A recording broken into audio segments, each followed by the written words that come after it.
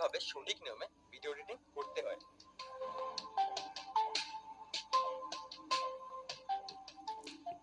Hey guys, this is Shomran Haldar. Welcome to my channel. কেমন আছেন সবাই? আশা করি সবাই অনেক ভালো আছেন।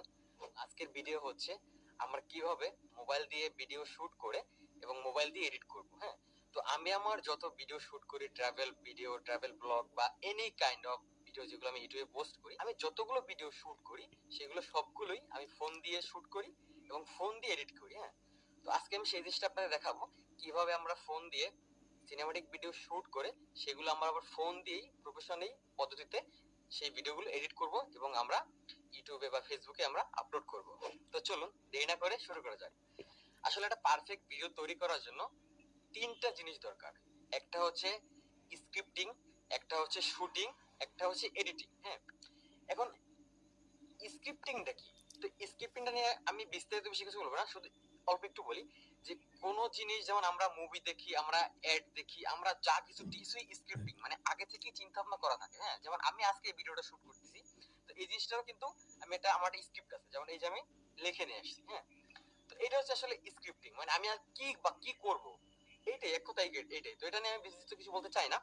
দুই নাম্বারটা হচ্ছে ভিডিও শুটিং। হ্যাঁ, আমরা যদি ভালো মতো ভিডিও শুটই না করতে পারি তাহলে আমরা কিভাবে ভালো ভিডিও তৈরি করব? তো সেক্ষেত্রে এইখানে কিছু কিছু জিনিস আমাদের ফলো করতে হবে।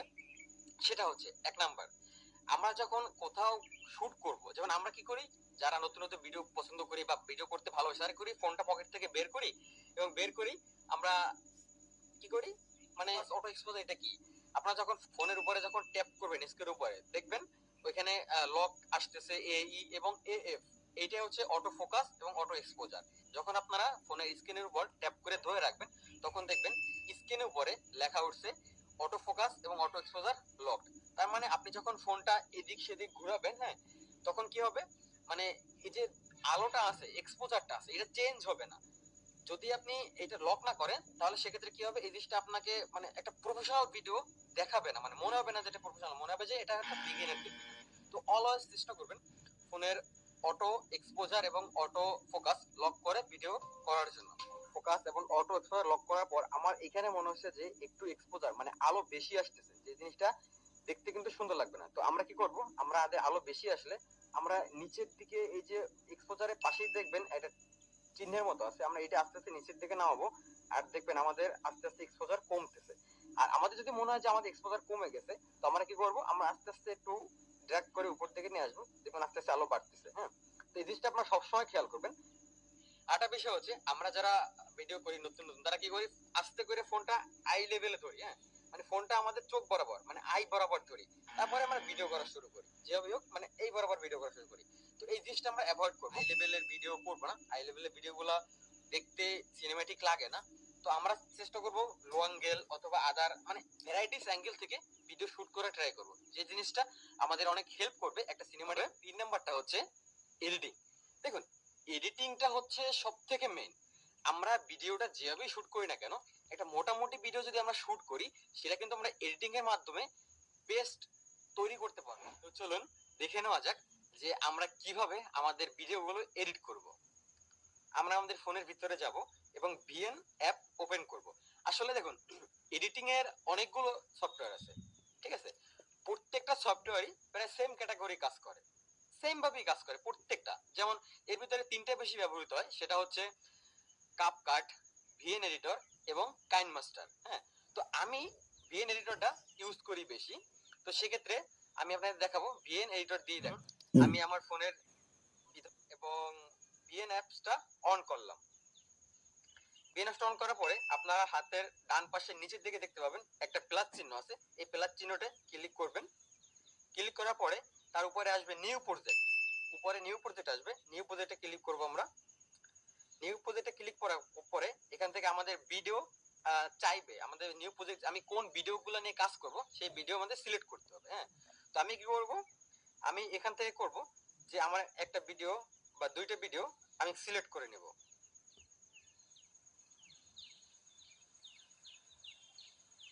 বাস, আমি আবার দুই তিনটা এখন আমাদের টাইমলাইনে চলে আসছে আমাদের ভিডিওটা।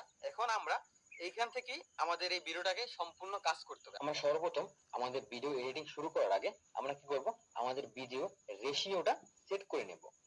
দেখুন উপরে একদম উপরে লেখা আছে অরিজিনাল, আমরা অরিজিনাল উপরে ক্লিক করব। ক্লিক করার পরে দেখতে পাবেন এখানে অনেক ধরনের ভিডিও রেশিও আছে, বাট আপনি কোন প্ল্যাটফর্মের জন্য ভিডিওটা তৈরি করতেছেন সেই রেশিওটা এখানে সিলেক্ট করে নেবেন।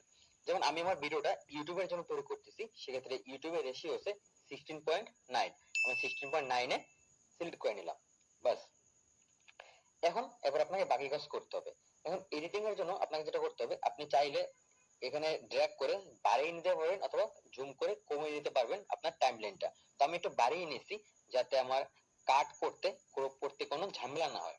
সেক্ষেত্রে আপনাকে যেটা করতে হবে, প্রত্যেকটা ভিডিও এসে চালিয়ে দেখতে হবে যে আপনার কোন ভিডিওটা কতটুকু আপনি কিভাবে শুট করেছেন। আছে টেক্সটের উপরে ক্লিক করব, ক্লিক করার টাইটেলে ক্লিক করব, এখান থেকে আমি লিখবো সিনেম্যাটিক ভিডিও। বাস, তারপর আমরা লেখাটাকে নিচের দিকে ড্র্যাগ করে নিয়ে আসব। এখন এখান থেকে দেখতে পাচ্ছেন যে আমি এই লেখাটার উপরে ক্লিক করার পরে এখানে দেখবেন আপনি স্টাইল, এফেক্টস, কালার, আপনি এখান থেকে আমার যা যা পছন্দ মতো আপনি চেঞ্জ করতে পারবেন। আমি এখানে ফন্টে ক্লিক করব, ফন্টে ক্লিক করার পরে আমি এখান থেকে জাস্ট সাইজটা একটু বাড়িয়ে দেব, যেমন এখান থেকে আমি 35-36 দিয়ে দিলাম। আর এখানে লেখার ডিজাইনটা আমি একটু চেঞ্জ করে দেব, এখানে ডিজাইনটা আমি ললিপ এটা ক্লিক করে দিলাম। তো দেখতে পাচ্ছেন একটু সুন্দর লাগতেছে। হ্যাঁ, বাস, আমাদের লেখাটা অ্যাড করতে চাই, আমরা এভাবে লেখাটা অ্যাড করে দেব, ভিডিওর সাথে সাথে আমাদের লেখাটাও এভাবে আসবে। ওকে, এখন আমাদের এইটা করার পরে আমরা যদি মনে করি যে আমরা আজকে কাজ আর করব না, মানে ভিডিও এডিটিং করব না, সেক্ষেত্রে আমরা কি করব, এই যে ডান পাশে উপরে দেখতে পাচ্ছেন একটা সেভ এর মতো, আমরা এটা ক্লিক করে সেভ করে রাখবো। তাহলে কি হবে, আমরা চাইলে আবার যে কোনো সময় ওই জায়গা থেকেই আমরা এডিট শুরু করতে পারবো। হ্যাঁ, এখন আপনারা একটু সাথেই থাকুন, আমি আমার ভিডিও এডিটিং এর কাজটা একটু দ্রুত কমপ্লিট করে নিচ্ছি।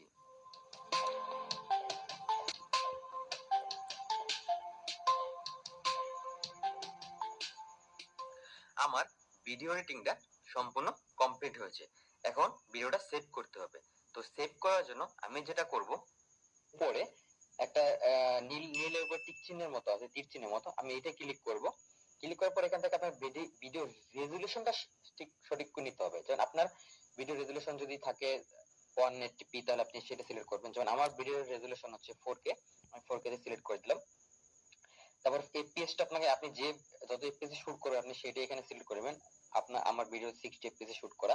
বিট রেটটা আপনারা বিট রেট 80 থেকে 100 এর ভিতরে রাখবেন। আমি যদি রাখি এখানে 90 রাখলাম। 90। এখানে আমাকে ভিডিওটা এক্সপোর্ট করতে হবে। এক্সপোর্টের জন্য যেটা করতে হবে সেটা হচ্ছে, এখানে দেখুন এক্সপোর্ট লেখা আছে, এখানে ক্লিক করব।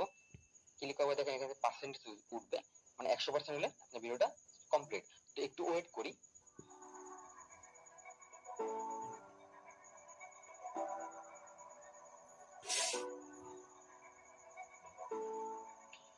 ওকে, আমার ভিডিওটা এক্সপোর্ট হয়ে গেছে, কমপ্লিট।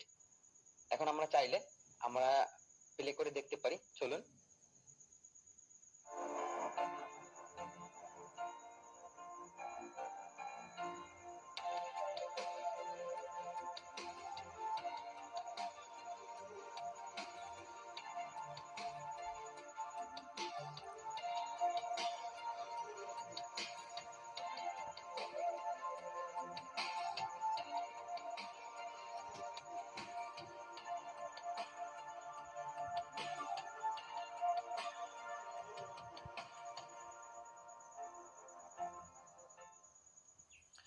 তো আপনারা দেখলেন যে আমরা আমাদের মানে কিভাবে ফোন থেকে ভিডিও এডিট করব এবং প্রফেশনালি ফেসবুকে আপলোড দেব অথবা ইউটিউবে আপলোড করব।